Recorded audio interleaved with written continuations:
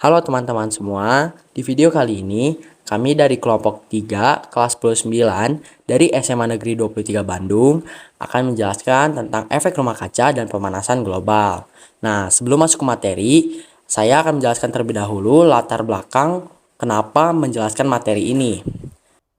Seperti yang kita ketahui, akhir-akhir ini kita banyak mendengar berita tentang iklim yang sangat ekstrim, es yang meleleh, dan suhu yang meningkat. Hal tersebut sudah dapat dirasakan, di mana iklim menjadi berantakan dan suhu yang semakin panas.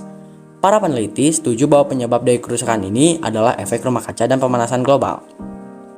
Nah, setelah mengetahui latar belakangnya, di sini ada 3 materi yang akan dibahas. Yang pertama adalah pengertian, lalu sebab dan akibat,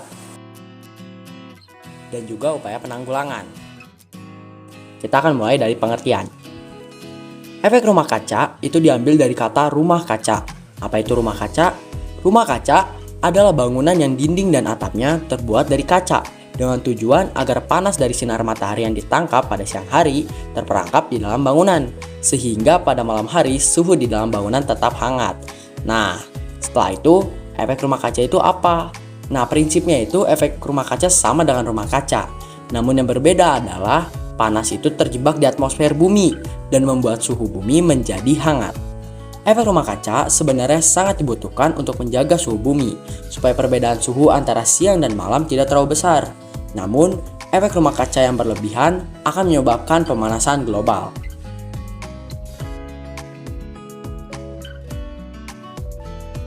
Peningkatan gas rumah kaca di atmosfer dan perubahan efek rumah kaca disebabkan oleh berbagai faktor. Namun penyebab utama rumah kaca dan pemanasan global adalah gas rumah kaca.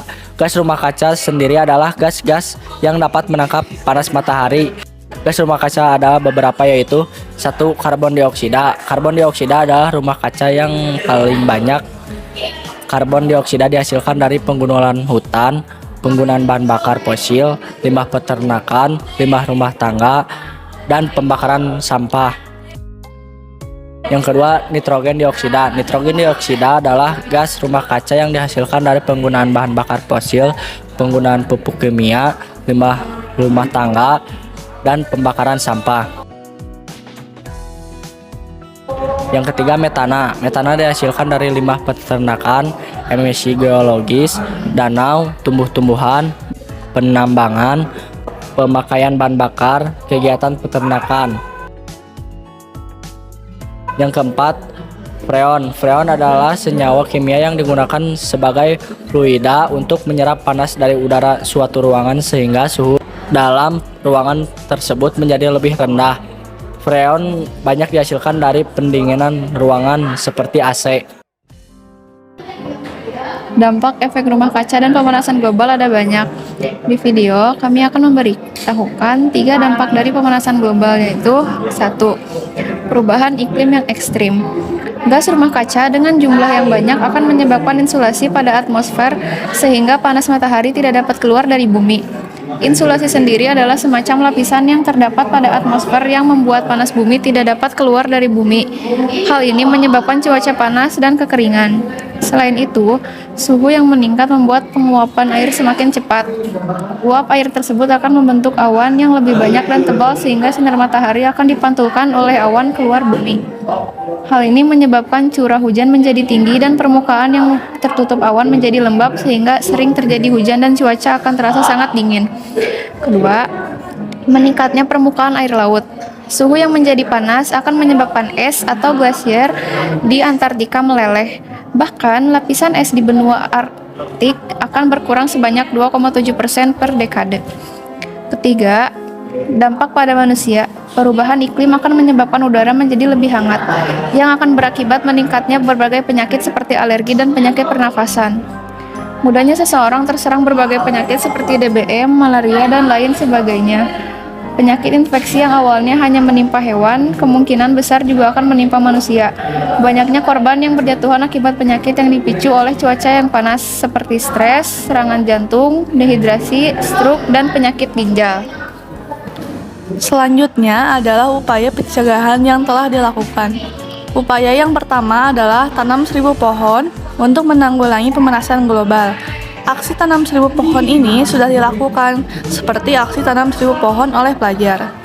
Namun, kondisi yang sebenarnya bahwa manfaatnya belum bisa dirasakan untuk saat ini, tetapi beberapa tahun ke depan baru akan terasa dengan pohon-pohon yang sudah bertumbuh menyediakan oksigen dan mencegah CO2 agar tidak mencapai atmosfer bumi.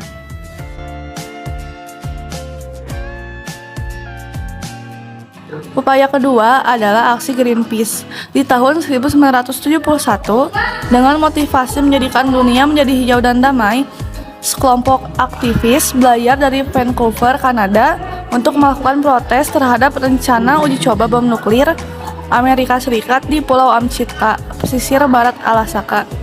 Aksi Greenpeace mulai dari melayangkan surat kepada perusahaan menanam pohon. Aksi protes ketika aktivis lain Greenpeace mengenakan kostum harimau sembari mengasung spanduk saat melakukan aksi protes Wilmar. Protes demi protes terus dilakukan. Greenpeace melakukan konfrontasi melawan perusahaan profit. Berdasar atas usaha dan aksi-aksi yang sudah dilakukan oleh Greenpeace, akhirnya semua usaha itu membuahkan hasil, yaitu berubahnya kebijakan pemerintah dan juga merubah lingkungan sehingga kedepannya bisa menjadi pencegahan terhadap pemanasan global. Upaya ketiga adalah aksi antisipasi dampak perubahan iklim Kementerian Pertanian RI. Mengantisipasi dampak perubahan iklim tersebut, Kementerian Pertanian telah menyiapkan dan mengembangkan berbagai paket inovasi teknologi. Yang pertama, tanam terpadu atau katan terpadu, mengantisipasi variabilitas iklim.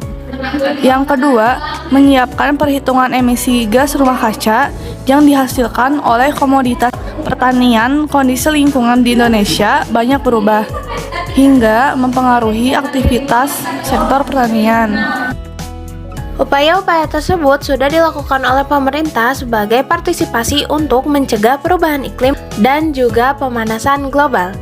Nah, upaya-upaya tersebut belum bisa kita rasakan karena sebagai salah satu bentuk pencegahan yang akan baru terasa beberapa tahun yang akan datang.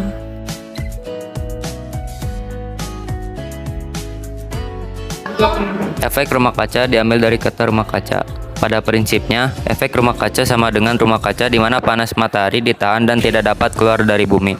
Sejatinya, efek rumah kaca diperlukan untuk menghangatkan bumi, tapi jika berlebihan dapat menyebabkan pemanasan global. Pemanasan global adalah masalah yang besar di bumi karena memberikan banyak masalah. Oleh karena itu, kita sebagai generasi penerus selanjutnya harus menumbuhkan rasa peduli terhadap lingkungan dan secepatnya mungkin melakukan pencegahan terhadap pemanasan global. Kita juga harus mengantisipasi efek rumah kaca yang berlebihan agar bumi dapat terjaga.